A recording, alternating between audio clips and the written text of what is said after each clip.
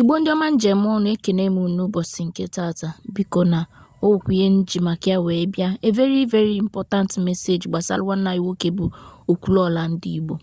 Biko otu nsi agwa unu Okwuluola biko o need help. Okwuluola need help. Ahụ adịghị ya. He is very sick. Biko Okwuluola need very as in o need is very serious help o. Na-agwa unu eziokwu biko watch this video. Unu echefuna comment, share, click like button ma on notification unu. Ya gazielu m unu. Oge ọ na-enweta this video metụ maka na share button nke share alụ this video. Okwuluola Ndigbo need help. Ọmụ kwurie ka m kwuzie ya ka unu wee nụ. Okwuluola Ndigbo need help. That man, young man, need serious help as fast as he can get it.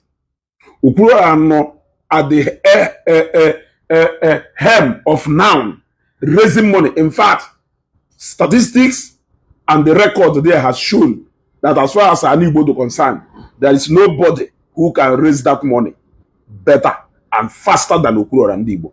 People with confidence in him. They can give when he calls them to give. Go that trust. How long are we going to continue like that? That young man, for God's sake, is not strong. That young man, although strong.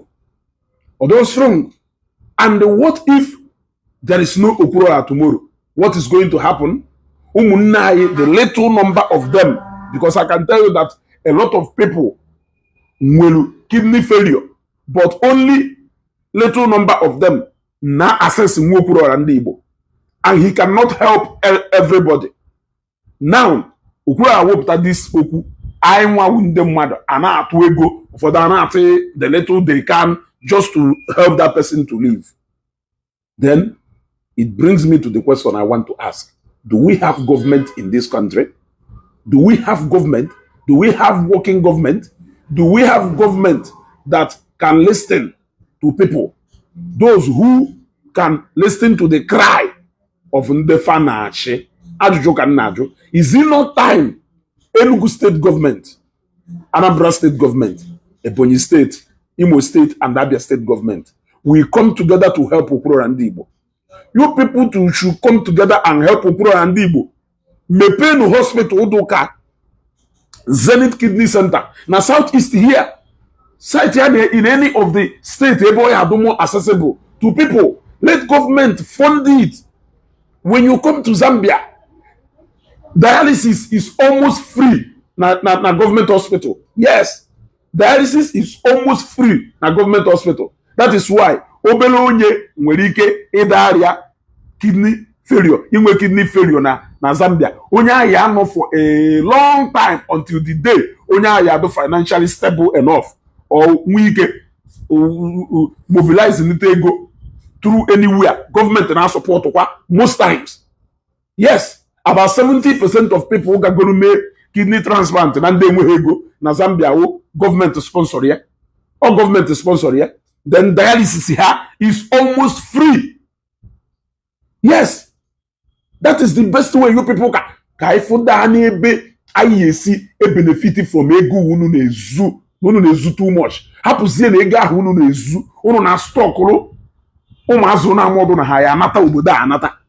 Ego ahụ unu na-ezuru na stock generation yet unborn happen ha n'aka agbajisi ha na ndị duka anyị na survive. Why we they not survive based on the enough unu debegoro ha? So those that money was that money may something ye benefit a common man.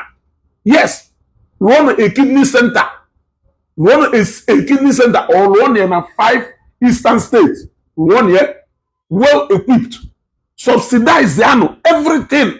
Okay, free. Subsidize everything about treatment that has to do with kidney or your kidney.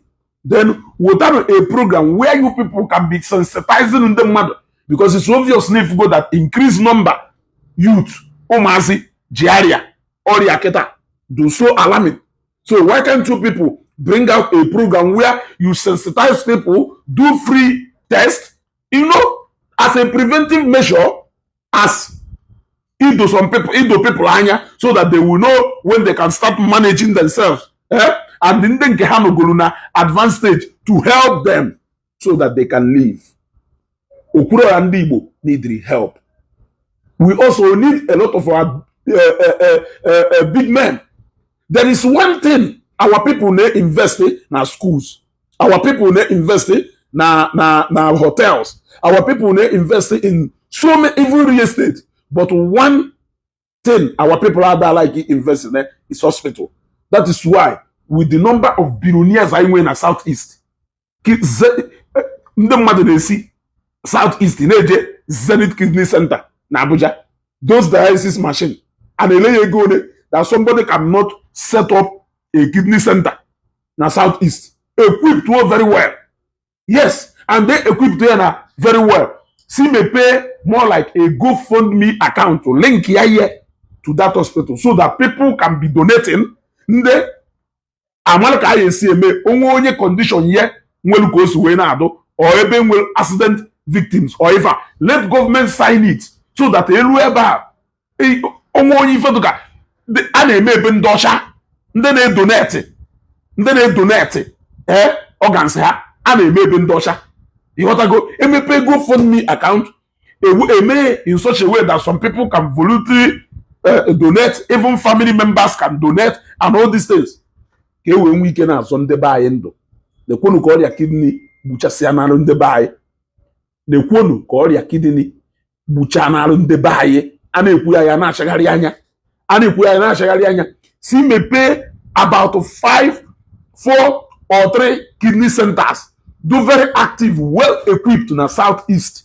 Mepee a GoFundMe or charity account for that hospital so that people can be donating money. Ka na-enwe go stand by so that every patient na-abata azọba patient ahụ ndụ.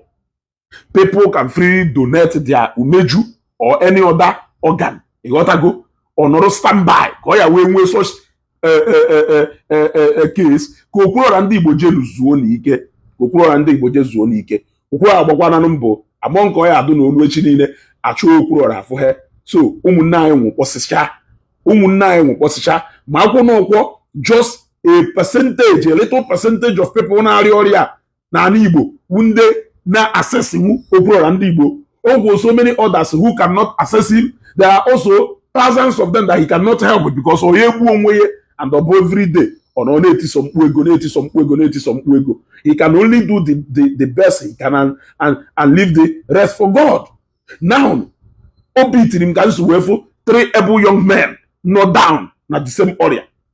Na kpagharị na Zenith Kidney Center Abuja ego ha ji wee bịa ebe ahụ akwụkwọ ha na-ayọkwa ego ka ndị mmadụ kiri ife kpatara na enweghị ike iseti up gọọmenti rụọ na ya ka awa billionaires anyị nwe na isi na-donate si mee campaign ahụ ọfụma so that they will see the need to be donating there. Even people like us can be putting in the little we can and they donate here enwe ego in advance. I know that name will a lot of problems, but igwe bụ ike anyụkọsịa mamịrị ọnụ ọgbọ ụfụfụ. Okwuluola Ndigbo need help at this time. Government let me tell you, Bendocha and ụfọdụ Western countries and African countries, a lot of ọrịa na-egbu ndị be anyị na-akpọ ọrịa big men.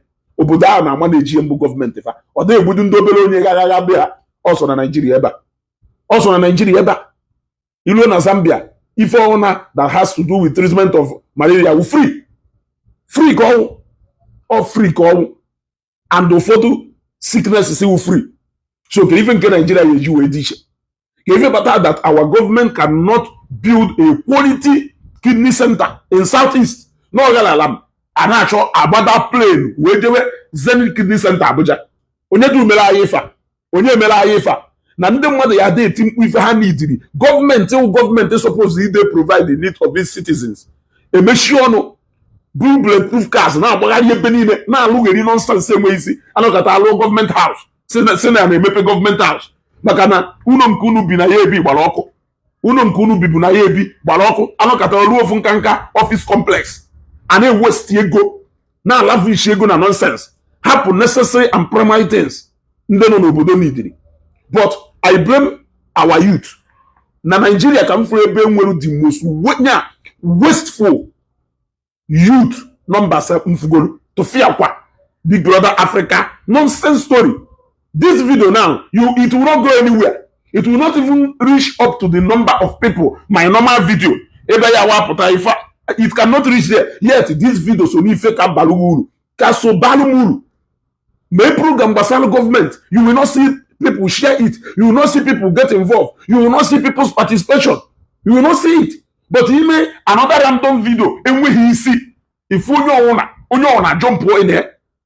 The day our youth are waking up into holding government accountable, into paying attention to governance of this country. Or if he is from government, if or defend the government because of one to create gun or a lot of people are jump or pass, yeah, they won't even pretend like they have seen it. Eh? And on a Facebook, a vital social media do very vital to nation building. You will not utilize it to hold your government accountable. Where you can, from the comfort of your home, talk to your government. They are seeing it. Believe me, they are seeing it. They go through social media. They monitor. How we end up wasting time on irrelevant things. And then one will say, yes, at least Aiji Hanabu. The day we wake up, the day our participation will become high, the day we decide to wake up and pay attention to the governance of our various states, that day our leaders will wake up. Little thing other a taking more than anything in other countries. We are struggling here. We are struggling here. Yeah, I na struggle here. And then let those machines say go there. What can you for you take? Anambra State government, for instance, is setting up a kidney center in Anambra State, even in 3 locations in Anambra State. Can you for you take here? A good neko you take a full equipped kidney center. 3 places in Anambra State. Net afford they go there, we now subsidize. Charity through out of charity, the mother net go a mepe go fund me account or mepe charity account there. Let people be donating. It both organ and different. When we can sensitize our people. Our government they do proactive. Prevention is better than cure. Sensitize the people. Make people to be aware of this. Buyer. I know you will still see this video and jump it. You may not even watch it. Because if you even do, personal problem, this one is a collective problem. Pay attention to it and share this video. Let people hear it. Okwuluola need to go and rest. He needs to go and rest. He needs to go and rest. That young man deserves a rest. He has suffered enough. He's not even strong and healthy. And nobody is even paying attention to his own personal needs. Share this video.